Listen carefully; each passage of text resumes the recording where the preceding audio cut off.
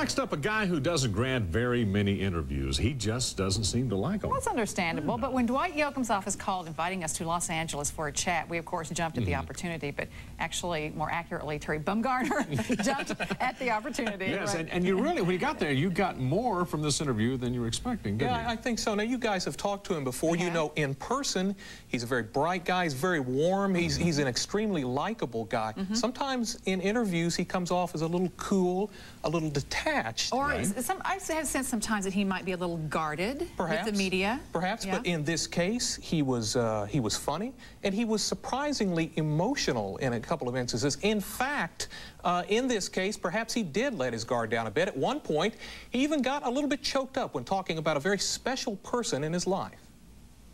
Hey, you suffered through the anxiety of getting me here, so I'm here now. Go ahead and take advantage of it. Take my best shot, huh? Boom. Yeah. Dwight Yoakam has let more people than usual take their best shots lately, from a variety of publications to The Tonight Show to his appearance as the CMT Showcase Artist of the Month. He's doing it to support his first album of all-new material in 3 years. She said, baby, things change. This album was one of the most satisfying experiences of my life in terms of the music that came out of the work that Pete Anderson, myself, and the band put in.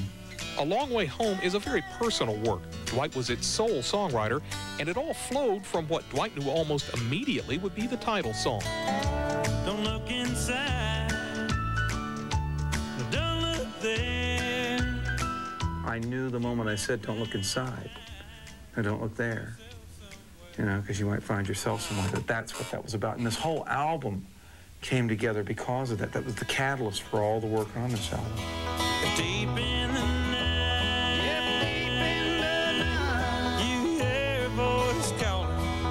Dwight was clearly moved by the contribution of his mentor, Ralph Stanley, to one song, and by that song's inspiration.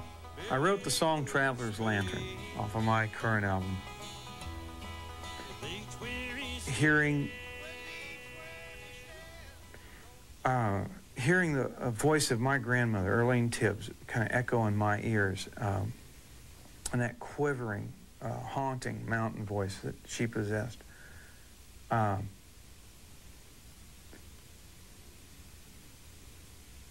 And probably anything good in me came as a legacy of her through my mother. I mean, not anything in deference to my father. He's a good man. But a lot of the things that are good in me came through that.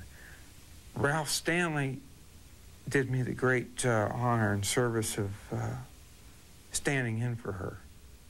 And I had hoped that he would do that. And I owe him a debt of thanks and gratitude always for that. And it's odd. I didn't know that I would become emotional talking about Ralph and talking about that song, but obviously Ralph Stanley has had a great impact in my life, and it's not something that's easy to articulate, because it has to do with things that go deeper than words and emotions that live beyond any given song. She said you once cried my name. I said, well, baby, things change. Obviously, this is a man who feels his music deeply, and while the album's first single is moving quickly up the charts, that's not his motivation. The primary purpose in it is to receive that pure inspiration that I derived from it when I was a kid.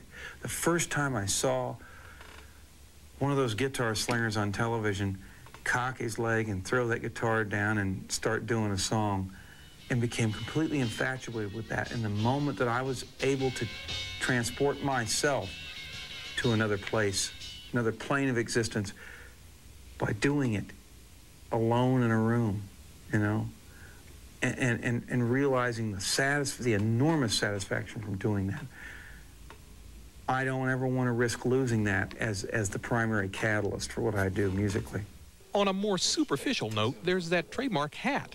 We've begun to see Dwight in public without it, at movie premieres and the like, but then he rarely wears it in his private life anyhow. I kind of don't wear the hat mostly because it just feels awfully obvious when I'm just walking around. I was on my ranch the other day, and I had a ball cap on, and was in the house doing something, and I started to run down to the barn, and I threw a cowboy hat on, and I got halfway out the door, and I got self-conscious about having the cowboy hat on. Here I'm on my ranch, and I'm messing around with the horses, and I thought, well, why am I? It's because it's become such a part of a very public part of my life that I take it off in some ways, I think, to escape it now. You know, I asked Dwight if, when he put on the hat, he felt sort of like a ball player suiting up for a game, getting into the mood, and he said, well, that really just shades my eyes. so perhaps that's the real reason he wears the hat. No big, deep meaning. But the interesting thing is, now that he's doing movies, now that he's appearing on movie junkets without the hat, he's starting to lose the anonymity that he had walking down the street without it before. Now people are starting to recognize him. That was such a nice interview. Why do you think after all these years he finally let the guard down and showed this soft side of him for this album? I don't know. Perhaps it's a very personal album. It's an album that he actually wrote while he was on the location for the Newton Boys movie. He had a lot of time. He was in a remote place. These songs came from deep within him. Maybe they're just more important to him at this point. I don't know. Not to answer for him, but did you sense the fact that he may be struggling whether he wants to take the music a step further or the acting a step further? He's very good at both. Well, frankly, I think he wants to take them both a step further. And he wants to direct. He's just a guy with unbelievable creative abilities, and I think he wants to do all of these things to the fullest extent of his ability. Now, on Monday, you say we see yet another side of Dwight Yoakam? Well, we saw a little more of the serious side. We're going to see a little bit more of the funny side of Dwight. He's talking about the movies, but also about biscuits. He's an entrepreneur now. He's on line of biscuits now. Well, he's getting a little tickled about how this whole thing's being received, so we'll see that. That's Monday. Thanks, Terry. Back with more in a minute.